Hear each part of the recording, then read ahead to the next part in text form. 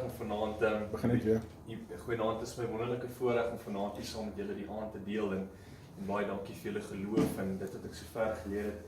Tersius, jou speech was absoluut amazing en ek moet vir sê baie van die goed wat jy oor gepraat het is goed wat vir my bevestig was hierdie week. Goed wat ek self deurgestap het. Ek het besluit, of nie ek het besluit nie, ek het die week ook gewonder, Here, hoe moet ek hierdie ding doen? Hoe moet ek oordra my boodskap en wat se metode moet ek dit doen, en ek voel die Here het op my hart gedruk dat ek net my getuienis moet gee van wat in my die afgelope paar jaar gebeur het. So ek het al vir tydlyn en ek begin met hierdie eerste slide wat hierdie eerste slide wat ek mee gaan eindig op die einde van die dag. Hoeveel bewys hoe die Here my paai gelyk gemaak het deur die jare. So gaan heeltemal van die begin af, groot geword. Was gebore op Springbok daar in die Noord-Kaap en was oor 'n paar jaar groot geword op Pofadde. En van daar af het ons Appington toe getrek en is maar daar waar ek nou ergens mekaar ontmoet het, daar in die stad.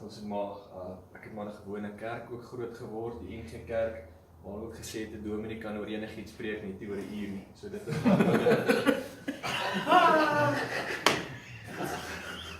So ek het elke Sondag kerk toe gegaan saam met my ouers en dit was my heerlik geweest, maar dit was my op daai stadium my verhouding met die Here geweest en soos wat ek julle nou net gesê het. Ek kry toe, ek word eendag siek en my ma vat my na die dokter toe en ek stap in die spreekkamer in. En ek voel in my hart, hierdie is wat ek wil doen vir die les van my lewe en ek maak daar 'n belofte aan myself dat dit my droom is en ek gaan dit najaag ten alle koste. Ten alle koste bedoelende ten koste van my familie, ten koste van enige iets wil ek 'n dokter word en dit was die droom wat ek op baie stadium in my hart gehad het. En hier is toe waar ek dink my perfeksionisme my bietjie die oorhand gekry het op daai stadium. Tragiese ding gebeur in my toe ek so standaard 1, standaard 2 was. My ouers besluit om te skei, my pa verlaat die huis. Ek hoor toe nie van hom van standaard 1 tot en met my matriekjaar nie. Nou het ek hierdie droom in my hart en ek is 'n perfeksionis en ek het die huishouding om te bestuur. En besluit nee, ek kan nie dit my eie krag doen. Ek gaan vir almal wys en ek maak daar 'n innerlike gelofte wat ek later oor baie spyt was. En ek probeer deur die pad so op my eie stap. Ek gee my hart in die Here in 93 in ons hoërskool Appington se skoolsaal. Was baie geïnspireerd daai dag en Tersius presies soos jy gesê het. Ouers geïnspireerd, maar jy spandeer dan nie daagliks tyd met die Here en daai vlammetjie toe was daar. Ek was aan saam met jou in hy saal gewees. Ja. Kom tot in matriek. En wat baie interessant was vir matriek is ek het hard geleer deur die jare. Ek het in my standaard 9 jaar het hulle my voorlopig gekeer vir medies. Alles het goed gegaan. My matriekjaar gaan te goed en ek gaan toe deur 'n baie liefdes teleurstelling en dit het my op die einde van die dag baie gekos. Tot so 'n mate dat ek my kering verloor het en toe moes ek aansoek doen vir BSc by die Universiteit van die Vrystaat. En ek staan by hierdie lokaal en ek sit so en ons is so 200-300 ouens wat daar sit en die ouer daarvoor staan, hy sê, wie van julle almal swat BSc en ons al 200 steek ons hande op, te weet ek is in die moeilikheid. En hy sê, 2 of 3 van julle ouens gaan gekeer word hierdie jaar, julle kan julle drome laat gaan. En op daai stadium was dit nog steeds my enigste droom gewees om medies te doen, om 'n dokter te kon word. En daar shatter my drome, alles in mekaar. Ek probeer nog al hierdie goed uit my eie krag uit doen. Besluit toe, okay, na my eerste jaar kry ek so half 'n average gemiddeld en ek gaan na die fakulteit toe van die mediese gesondheid. Ek stap in die prof se kantoor en ek sê vir die prof, wat moet ek doen om in te kom vir medies? Hy kyk my nie eens in die oë nie, hy sê vir my seun jy moet 100% gemiddeld kry. Ek sê, joh, vir 'n laaitjie van Appington om 100% te kry is absoluut onmoontlik, maar ek besluit om my vakke so aan te pas. En met groot genade kry ek toe kering aan die einde van my 3de jaar. Die rede van hierdie slide was elke dag in die biblioteek gesit en op hierdie fakulteit uitgekyk en geweet, dit is my droom, dit is wat ek wil doen, ten koste van alles, gaan ek hierby uitkom. Die Here het nie net my pad gelyk gemaak in terme van my op die eind van die dag in te kom by medies nie, maar ek doen aansoek landwyd en hierdie is die enigste universiteit wat my op daai stadium aanvaar. Hulle vat net een student uit elke universiteit uit, ek dink ek is van Bloemfontein, ek praat Afrikaans, niemand gaan by die Engelse universiteit aansoek doen nie. En ek doen aansoek daar en my paai word heeltemal vir my gelyk gemaak en ek kom in en ek is besig om my droom te bewaar. Beweeg toe daarvan af en ek nadat ek klaar geswat het, van daarvan af gaan ek Bloemfontein toe, ek gaan spandeer daar 2 jaar, ek spandeer nog 2 jaar in Kimberley. In my tweede jaar wat ek by Kimberley spandeer, kom ek by 'n baie interessante keuse in. En ek moet julle deel dat ek hierdie nou regtig uit my eie krag het probeer doen het, en dit is my skuld, ek het nooit vir die Here erkenning gegee vir dit wat hy in my lewe gedoen het, nie omdat ek dit nooit raak gesien het. Ek bid vir die Here en ek sê, Here, ek het nou 'n keuse, wat moet ek nou doen? Either, ek gaan ortopedie doen, wat ek nou vir die laaste 2 jaar al reeds doen, of ek gaan Kanada toe gaan. Ek gaan nie vat op die woord. Jy sê, as ek my deel bring, jy sal die deel bring. En ek doen aansoek vir die werk, en op daai stadium was dit moeilik, want hulle vat jou nie as jy nie jou eerste eksamen geskryf het nie.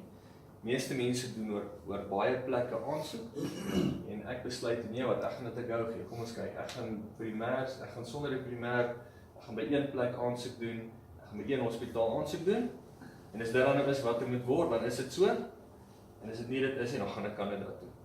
Lo en behold, regtig, net met die Here se genade, en met die Here se genade kry dit vir my reg om in te kom by hierdie plek wat Kalafong Hospitaal is. Wat hulle nie vir jou sê by Kalafong Hospitaal nie, as jy daar begin en jy's redelik junior, werk jy relatief hard, jy doen so tussen 4 en 6 deurnagspoede van 30 uur, wat jy dan by die hospitaal is, spandeer jy daarso, en jy doen dit vir 'n jaar, 2 jaar.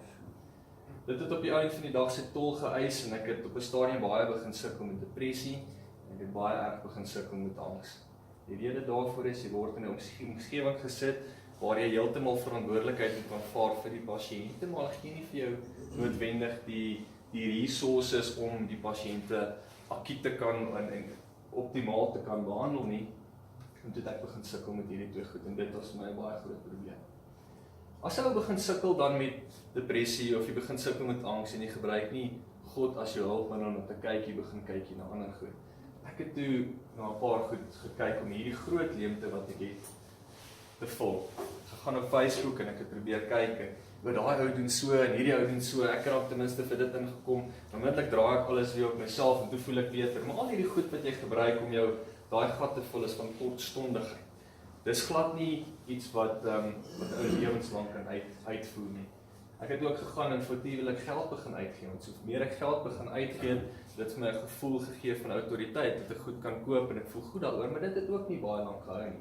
Dit het so erg geraak dat ek op 'n stadium begin invest het in aandele, en ek het op die einde van die dag my geld daarso verloor. Op hierdie stadium was ek rock bottom. Ek is depressief, ek is angstig, ek wil nie meer in die oggend opstaan en werk toe gaan nie, ek het heeltemal my droom verloor.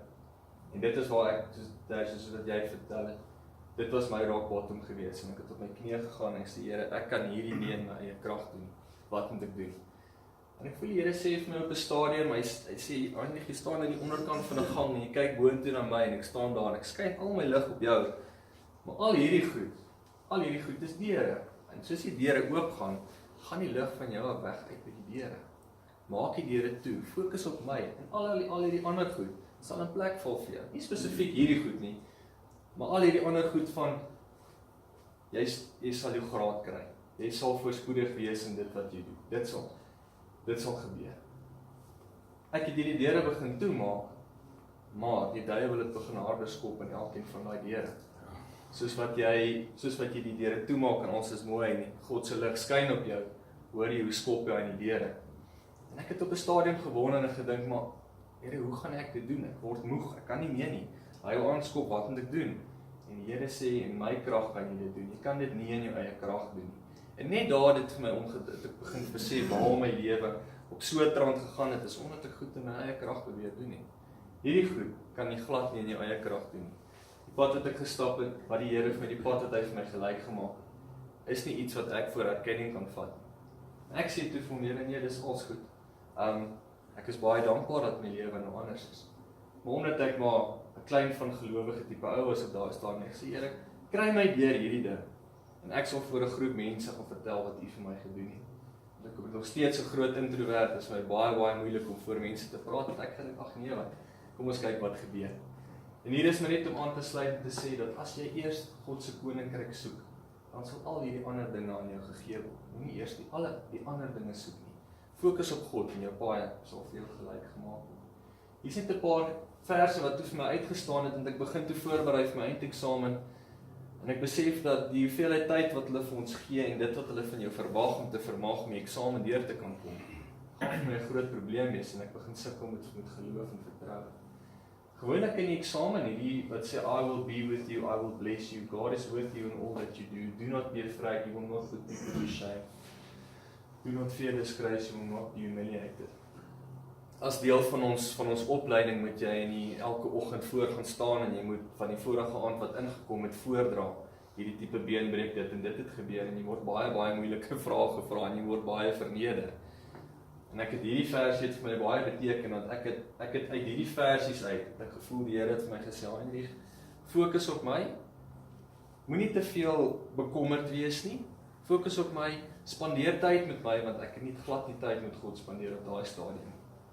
En vertrou my, en dit is vir my baie moeilik om te doen, ek sukkel regtig om mense te vertrou, en ek het basies gedink, omdat ek mense nie kan vertrou nie, kan ek God ook nie vertrou nie, want dit baie verkeerde siening was op daai stadium. Op daai stadium ek het besluit, ek gaan bietjie minder leer, en ek gaan baie meer fokus op God. Elke oggend begin Bybelstudie doen, en regtig begin tyd spandeer, en die Here het met my gepraat, maar omdat ek gesoek het na hom. Ek skryf toe die eksamen, en dit was 'n baie moeilike eksamen. Hulle het vir ons regtig moeilike, baie challenging vrae gevra, tot op 'n punt dat ek gedink het, nee, wat ek gaan maar die volgende 3 sessies maar voor moet aansoek doen nou, anders gaan ek te laat wees vir die volgende eksamen.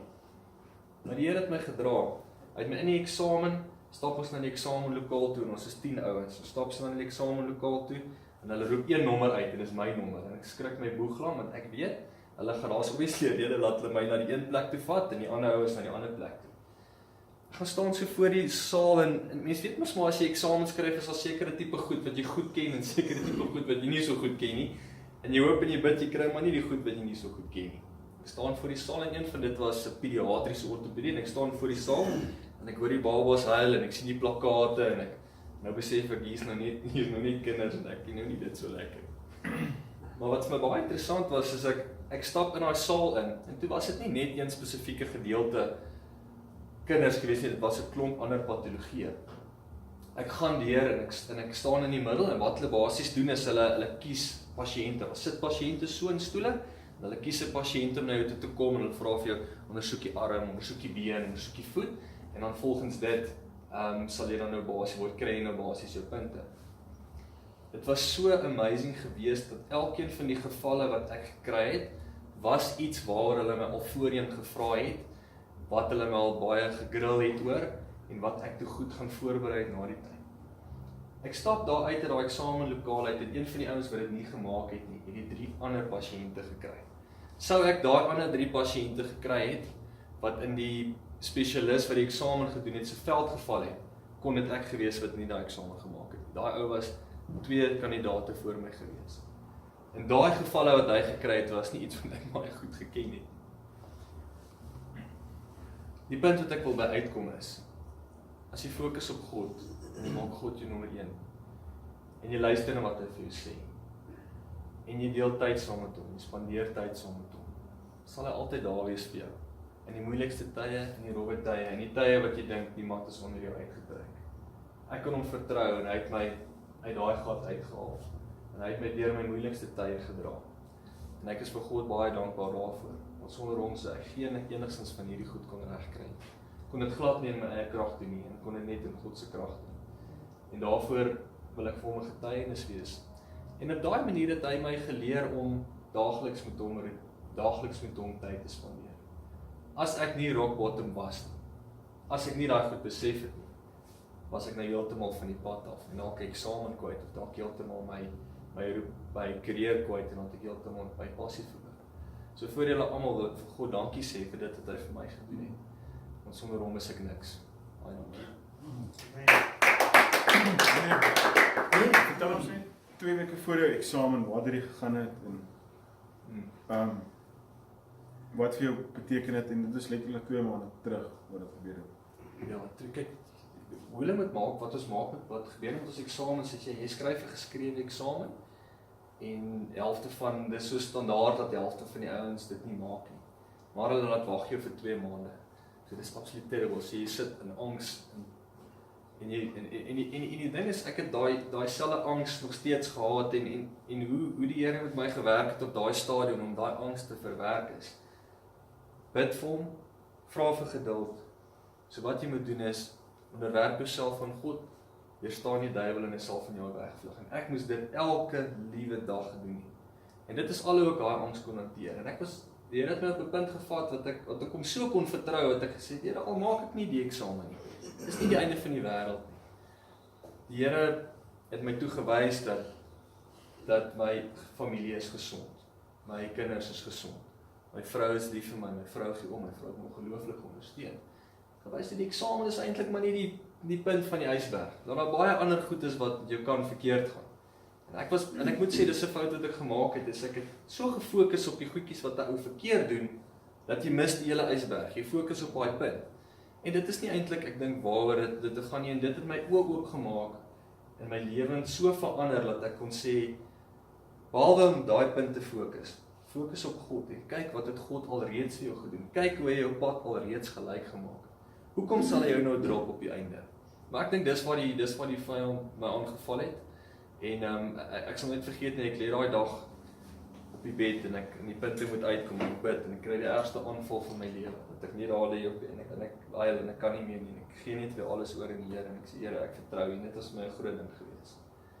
Toe die punte deurkom, toe besef ek maar God se beloftes is waar. Dis nie net iets wat geskryf is nie, hy het 'n lewende woord. Nou kan ek sê dat nie net vir die eksamen nie, kan ek God vertrou vir dit wat nog voor lê. Ek hoef nie angstig te wees nie. Ek hoef nie in depressie te ly nie.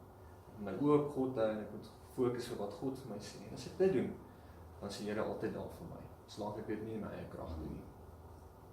Dis dit, baie dankie vir julle tyd. Ek waardeer dit.